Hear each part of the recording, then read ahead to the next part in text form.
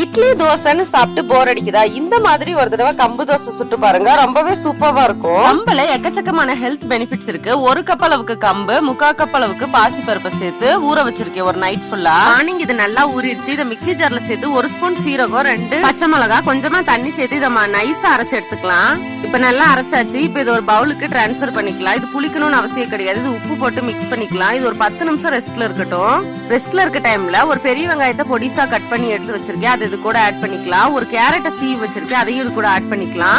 1/2 cup அளவுக்கு தேங்காய் இதுல ஆட் பண்ணி நல்லா மிக்ஸ் பண்ணிக்கலாம். தேங்காயை துருக்கி சேர்த்திருக்கேன், நீங்க பொடிசா கட் பண்ணி கூட ஆட் பண்ணிக்கலாம். அவ்வளவுதான், பேட்டர் ரெடி ஆயாச்சு. இப்ப நம்ம தோசை ஊத்த ஸ்டார்ட் பண்ணலாம். நல்லா நைஸா ஊத்தனாலும் ஊத்திக்கலாம், இல்ல ஊத்தாப்ப மாதிரியும் ஊத்தி எடுத்துக்கலாம். 2 சைடும் நல்லா குக் பண்ணி எடுத்துக்கலாம். சுத்திலும் 1 ஸ்பூன் நல்லெண்ணெய் ஊத்தி குக் பண்ணிக்கலாம். கால்சியமும் ஃபைபரும் அதிக அளவுல இருக்கிற நம்மளோட கம்பு தோசை ரெடி ஆயாச்சு. ரொம்பவே ஃபில்லிங்கா இருக்கும். மார்னிங் பிரேக்ஃபாஸ்ட்டுக்கு ட்ரை பண்ணி பாருங்க. தேங்க்யூ.